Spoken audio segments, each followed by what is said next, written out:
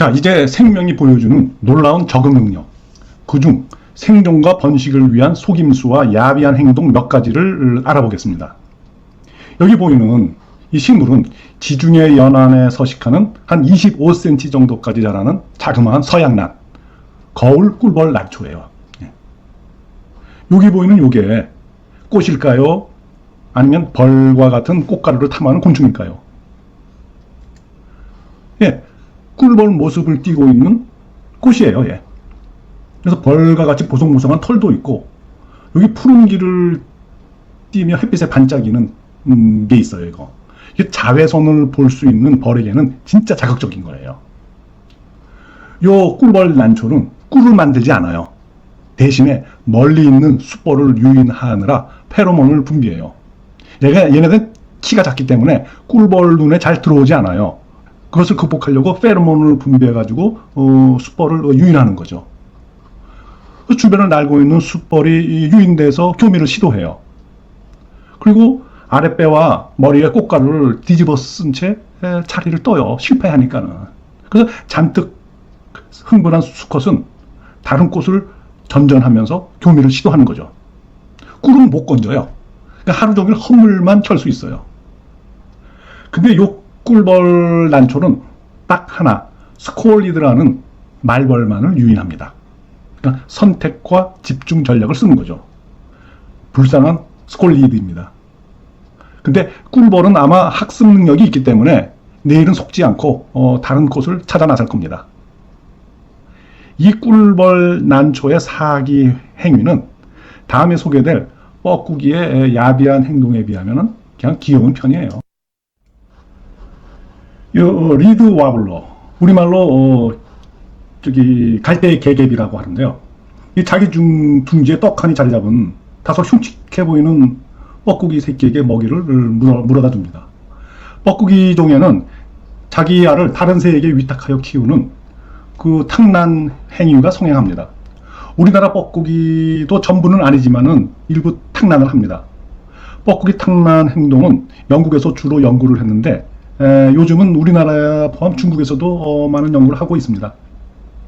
이들은 겨울을 따뜻한 아프리카에서 보낸 후에 봄에 영국으로 돌아옵니다. 이때 수컷이 먼저 와 강가 갈대를 훤히 들여다보이는 나무에 자리 잡습니다. 다른 수컷이 얼씬거리면 먼저 맡은 좋은 자리를 적극 방어합니다. 나중에 암컷이 도착해서 작년보다 좋은 것이네 하며 남편을 칭찬하겠죠. 얘들은 둥지를 틀지 않고 짝짓기만 합니다. 짝을 짓고 나서 곧바로 강가를 살피다가 개개비가 잠시 자리를 비우는 사이에 잽싸게 내려와 알을 낳습니다. 그리고 개개비 알 하나를 물어 강가에 버린 후 도망가죠. 숫자를 맞추는 거예요. 어미 개개비는 워낙 당했던 바라 알수를 세고 또 이상한 알이 있으면 물어다 강가에 버립니다. 뻐꾸기는 그걸 알고 알 색깔을 비슷하게 맞춰요. 다양한 지역의 뻐꾸기는 그곳에 있는 위탁하는 새의 알과 그 알의 모양, 색깔, 이걸 비슷하게 맞춰요. 둘 사이의 전략이 장난이 아닌 거죠. 일단 개개비가 자기 둥지에 뻐꾸기 알을 허용하면 게임 끝입니다. 뻐꾸기 알이 하루 먼저 부화돼요.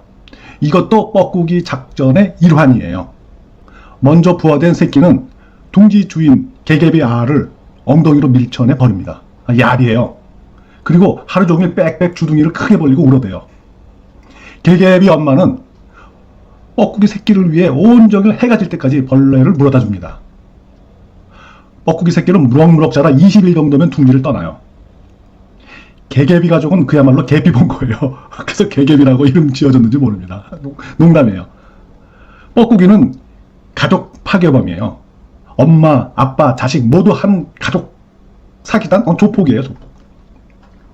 이렇게 개개비에게 감정이입하며 뻐꾸기 가족을 질타하지만 사실 뻐꾸기 새끼는 본능적으로 자기 몸에 닿는 것을 밀쳐내는 습성이 있습니다. 위탁 둥지에 상주하는 경쟁자들을 치우기 위한 적응의 일환이에요, 이것도. 또 보통 새들은 부화하여 눈이 뜨인 후에 그 보이는 물체, 움직이는 물체를 자기 엄마라고 여깁니다.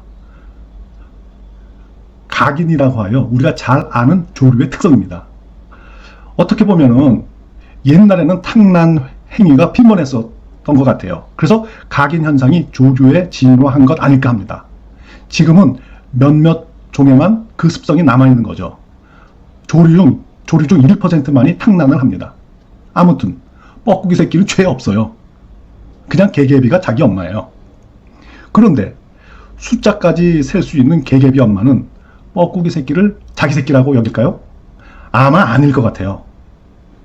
작은 새들은 그 작은 새들의 어미, 붉은 입천장을 보거나 붉은색이죠. 붉은색 보고 또 거기서 나오는 그 높은 피치에 짹짹이는 빽빽이는 소리를 들으면은 아무 생각 없이 자동적으로 먹이를 물어다 준다고 합니다.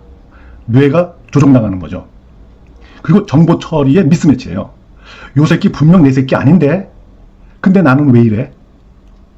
어쩔 수 없는 모성 본능.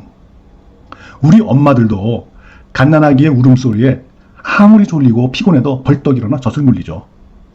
이런 게 진화입니다. 뻐꾸기보다 더 야비한 놈이 있습니다. 보석말벌. 이게 에메랄드 바퀴벌레 말벌이에요. 말 그대로 에메랄드빛의 몸체를 가지고 있습니다. 말벌 중에 가장 아름다운 놈이에요. 아름다움 속에 독이 있습니다. 보석말벌의 희생제물은 바퀴벌레예요. 그래서 보석말벌이 아무리 못된 짓을 하더라도 용서될 것 같아요. 자, 보죠. 이 녀석이 얼마나 못되고 야비한지를. 자기보다 한참 큰 바퀴벌레를 발견하면 위에서 탁 덮쳐요. 그리고 1차 제압용 침을 몸에 쏘죠. 머리 근처에 쏴요. 이 독은 2, 3분 동안만 작동해요. 그래서 상체 부분, 머리 앞쪽, 앞다리 이런 데를 움직이지 못해요. 이어서 두 번째 침을 머리를 향해 쏴요. 이게 굉장히 잔인해요. 기다란 침을 뇌에다가 집어넣은 이후에 후벼요. 후비면서 자기가 원하는 정확한 신경액을 찾아요. 거기다가 독을 주입하는 거죠. 이 독이 바퀴벌레의 마음을 조절해요. 자,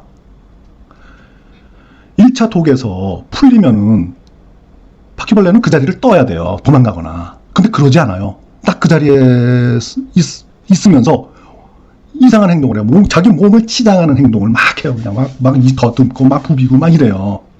이걸 소위 그루밍 작업이라고 그러는데 30분 동안이나 해요. 몸을 정렬히 단장하는 것처럼 보여요. 그래서 그 이유는 바퀴벌레는 온갖 세균이나 곰팡이가 붙어 있거든요. 그거를 치우는 행위라고 봐요. 그 침으로 쏘여진 부분으로 감염을 막는 그런 방법이라고 보는 거죠. 정신없이 몸단장을 하고 있는 동안에 이 말벌은 희생제물을 처리할 장소를 찾아 떠나요. 그 자리를. 그리고 한 굴을 발견해. 그럼 다시 돌아와요. 그럼 여전히 몸단장을 하고 있어요.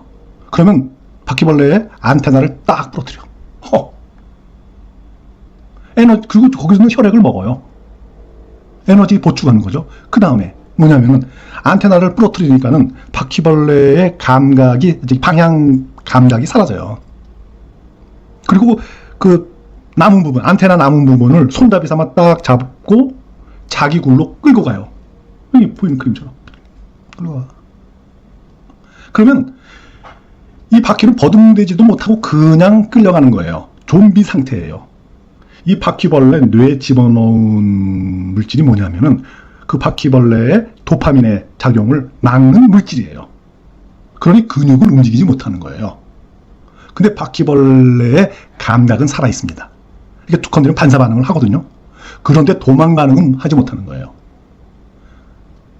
도파민 작용이 막혀있기 때문에 근육을 자의대로 움직이지 못해요. 그렇기 때문에 그런 거예요. 이 좀비 상태의 바퀴벌레를 굴 안쪽으로 끌고 간 이후에 이 보석말벌은 알 한두 개를 낳아요.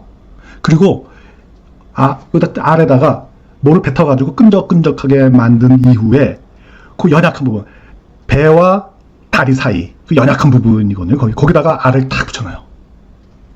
그리고 굴을 떠나. 근데 야비하게 또 굴 입구를 싹 막아요. 혹시 일찍 깨나가지고 도망갈까봐. 그 알이 그 굴에서 금방 부화되면은 애벌레는 바퀴 뱃속을 파고 들어가 살을 서서히 먹습니다. 좀비 상태는 일주일이면 풀리는데 아마 자기 몸은 서서히 애벌레가 갉아먹고 있어요. 근데 느낄 수 있을 것 같아요, 그거를. 더욱 또 악마적인 부분은 뭐냐면은 이 좀비 상태에 있는 바퀴벌레의 신진대사는 쭉 떨어져 있어요. 그 이유, 바퀴벌레 살이 부패되는 것을 막고 신선한 상태를 유지하기 위한 방편이라고 보는 거예요. 말벌이 바퀴벌레 뇌에 집어넣은 물질이 그렇게 하는 거로 보는 거죠. 애벌레는 바퀴벌레 뱃속에서 고치를 만들고 있다가 6주 후면 날라 나와요. 그리고 최근 알려진 사실인데 이 말벌 애벌레는 온갖 항생제를 잔뜩 만들어내는데요. 그럼으로써 6주 동안이나 그 바퀴벌레 살이 썩지 않게끔 유지한다고 하네요. 자, 이렇게 보면은 여느 독을 가진 말벌이 하는 행위보다 이 보석 말벌은 훨씬 이상한 짓을 해요. 이쯤이면 생존과 번식을 위한 동물의 행위는 이 악마적이에요. 보석 말벌의 아름다움 속에 숨겨진 악마성. 자, 여기서 동물의 행동에 대해 인간의 도덕적인 기준이나 가치를 들이대는 것은 우스운 일이죠. 동물 자신의 생존과 번식을 위해 기상천외의 방법이 동원된다는 사실이 놀라운 부분이에요. 이게 진화이죠. 어떤 의도나 목적이 없이 그저 살려고, 자식을 낳아 잘 기르려고 각종 창조적인 방법이 진화하는 거죠.